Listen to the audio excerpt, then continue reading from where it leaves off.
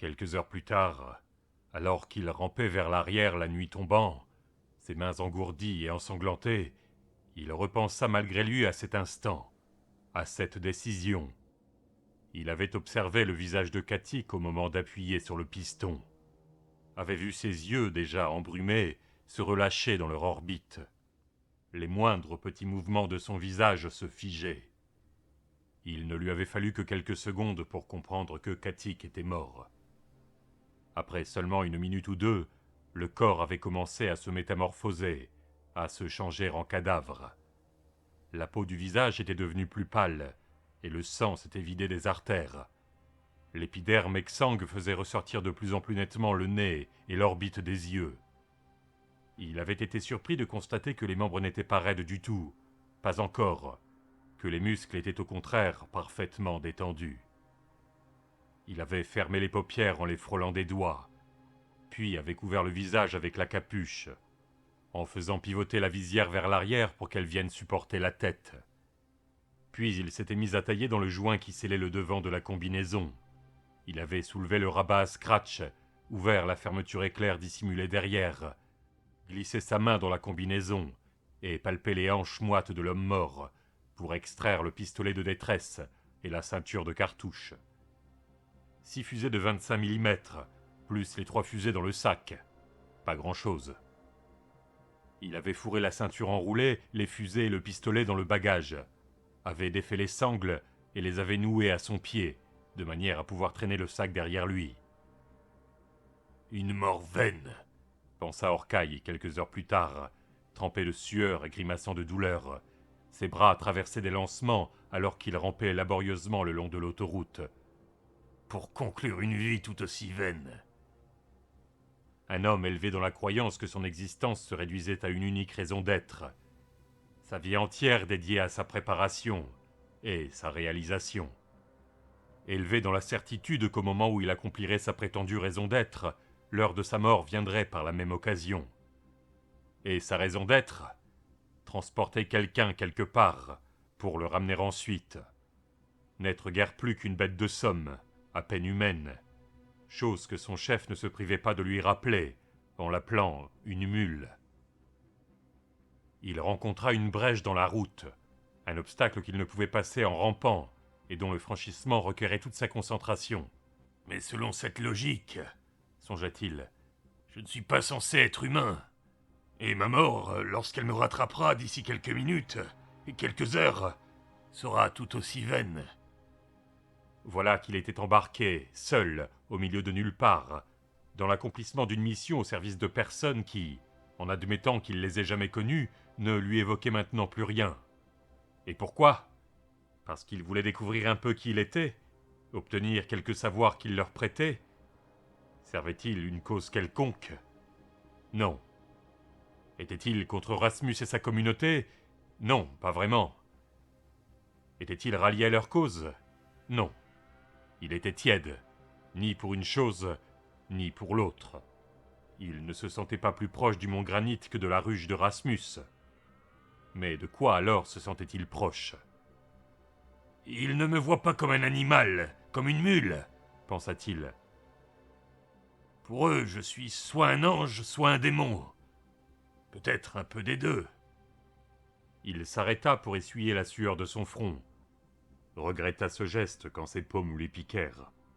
Il tamponna délicatement sa chemise, sentit le gant toujours fourré dedans. Il s'arrêta un moment pour regarder autour de lui, dans la direction d'où il venait. Longtemps, il avait pu voir le corps de Katik, diminuant progressivement de taille, se réduisant lentement à un point noir. Mais à présent, même ce dernier reste de présence avait disparu. Il jeta un regard circulaire, n'aperçut alentour aucune trace de vie, pas même un cafard, rien que la ruine et la dévastation, les monuments délabrés des défunts, une désolation, les marques de la calamité, de la terreur, de l'agonie. Rien que lui et le collapse. Et peut-être n'ont-ils pas tort, songea-t-il. Peut-être suis-je un monstre. Sur cette pensée, en grimaçant, il étendit les bras derrière lui et se remit à ramper. Rien que moi, pensa-t-il. Je suis le seul survivant. Et en effet, avec le soleil qui se couchait et le lac qui scintillait faiblement à travers la brume rouge, il se sentit parfaitement seul. Il avait quitté l'autoroute, grimpé lentement une colline, en passant devant les décombres d'une université, devant une ancienne église. Son avancée était difficile, presque impossible, et il était envahi tantôt par un étrange sentiment d'euphorie, et tantôt par un épuisement si intense que, par moments, sa vue s'obscurcissait et était sur le bord de s'éteindre pour de bon. Il continua sa route sans relâche, se traîna vers le sommet de la colline, tout en observant, lorsque sa vision n'était pas trop faible, le soleil sombrer doucement derrière les montagnes. L'obscurité s'amassait lentement autour de lui. Quand il reprit ses esprits, il faisait complètement noir. Il ne savait pas où il était exactement, pourquoi il était assis plutôt qu'allongé, pourquoi il était dehors. Puis son corps prit le relais, prolongea les mouvements entamés avant qu'il ne perde connaissance, ses bras se jetant derrière lui, ramenant son torse à leur suite. Il avait la sensation que ses gestes se produisaient tout seuls, comme s'il les observait depuis une autre scène. Puis, petit à petit, il sentit sa conscience se dissiper de nouveau, jusqu'à ce qu'il ne sache plus où il était, ni ce qui se passait, si son corps se déplaçait ou pas, s'il était dedans ou dehors, s'il respirait ou était congelé, stocké, dans l'attente fébrile de revenir à la vie. Quand il reprit ses esprits, il faisait toujours nuit. Était-ce la même nuit ou une autre? Comment pouvait-il le savoir? Cette fois, il était couché par terre, le visage aplati contre une pierre. Il voulut se relever, se rendit compte qu'il était trop faible et étourdi pour cette tâche. Il laissa sa tête retomber et resta étendu, reprenant son souffle, alors que le sol commençait à tourbillonner sous son ventre, semblait sur le point de l'éjecter. Il serra les dents, sentit le monde se stabiliser brièvement. Très lentement, il parvint à rouler sur le côté. Il se recroquevilla sur le sol jusqu'à ce qu'il puisse atteindre sa jambe, puis la ramena vers lui. La tête lui tournait de nouveau, tandis qu'il palpait ses jambes à la recherche des sangles du sac. Où était-elle? Elle n'y était pas. Il en avait la conviction. Avait-il perdu le sac? Mais non, elles étaient bien là, sous ses mains qui n'avaient cessé de les tâter tout ce temps. Comment ne s'en était-il pas rendu compte? Il mit longtemps avant de parvenir à dégager les sangles. Encore plus longtemps avant de tirer le sac assez près pour pouvoir l'ouvrir.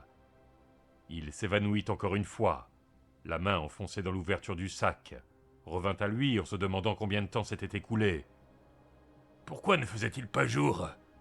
À moins qu'une journée ne se soit déjà écoulée, et que ce soit simplement une nouvelle nuit. Qu'est-ce que je tiens dans mes mains? Se demanda-t-il. Puis il comprit qu'il serrait le manche d'un pistolet. Il le sortit, en tripota le chien, la détente. Le canon était court, et plus épais qu'il n'aurait cru. Son ouverture assez large pour y fourrer le doigt. Modèle Very, pensa-t-il. Pistolet de détresse. Il fouilla de nouveau le sac et rencontra la ceinture, sa surface bosselée par les fusées. Il en ôta une, mais ne put la tenir entre ses doigts. Elle tomba quelque part au fond du sac. Il se mit à sa recherche, puis abandonna, récupéra une autre fusée, en la maintenant fermement cette fois-ci. Il tira sur le canon, le tripota jusqu'à ce qu'il localise le verrou de culasse. Il ouvrit celle-ci. Il essaya d'y introduire la fusée de force, mais elle ne rentrait pas. Et il pensa un instant que Katik avait emporté les mauvaises munitions. Mais il la retourna dans ses doigts, et elle s'inséra parfaitement. Il referma la culasse. Le sol commençait de nouveau à osciller, se dérober sous lui. Il essaya de lever le bras, mais son coude resta figé sur place, ne voulut pas se détacher. Le pistolet pesait dans sa main. « Laisse tomber !» pensa une partie de lui. « Ça ne sert à rien, de toute façon. » Il réussit à respirer un bon coup, son coude toujours planté dans le sol. Il plia le poignet, jusqu'au moment où il estima le canon pointé à la verticale, ou suffisamment en tout cas. Ayant soulevé légèrement la tête, il pressa la détente. Le recul, bien que faible, fut assez puissant pour lui arracher le pistolet des mains. L'explosion lumineuse assez forte pour l'aveugler. Le jet de lumière formait un dessin mouvant devant ses yeux, s'effaçait lentement à mesure qu'il sillait. Puis il la vit, la flamme rouge de la fusée filant dans le ciel, s'élevant toujours plus haut, avant de chuter pour s'éteindre tout soudain. Sa tête retomba en arrière. Il fixa le vide au-dessus de lui. Un moment, sa vision se fit moins vide, fut traversée d'éclairs étranges et de mouvements flous. L'image résiduelle de la fusée, mais pas seulement, bien plus encore. Le produit des efforts que faisait son esprit pour y voir dans l'obscurité presque totale. « Ce n'est pas réel !» se disait-il. « Pas réel !» Et il ferma les yeux. Mais les visions insistaient, se faisaient plus solides, plus réelles, se figeaient en dessins abstraits, puis en formes évocatrices, puis enfin en visages. Manori était debout au-dessus de lui, le regardant de haut, souriant. Et il y avait Kanik, son visage à peine perceptible derrière sa visière, mais souriant aussi. Et finalement Katik, pâle et mort, mais souriant de même. Il ferma les yeux, mais les trois étaient toujours là. Il chercha le pistolet de détresse à tâtons, mais ne put le trouver. Le sac était à portée, et il le fouilla jusqu'à ce qu'il trouve une fusée et l'en sortit. Il la brisa, brûlant deux de ses doigts presque jusqu'à l'os, et essaya de la jeter. Elle atterrit non loin de son visage, assez près pour qu'il sente la chaleur qui s'en dégageait, l'odeur de son vêtement qui brûlait, à moins que ce ne soit celle de la chair calcinée de ses doigts, ou celle des visages enflammés des défunts. Il gisait à moitié aveuglé par la flamme, quelque part entre la vie et la mort. « Venez me chercher !» pensait-il. « Venez me chercher !» Puis, en apparence au moins, il mourut.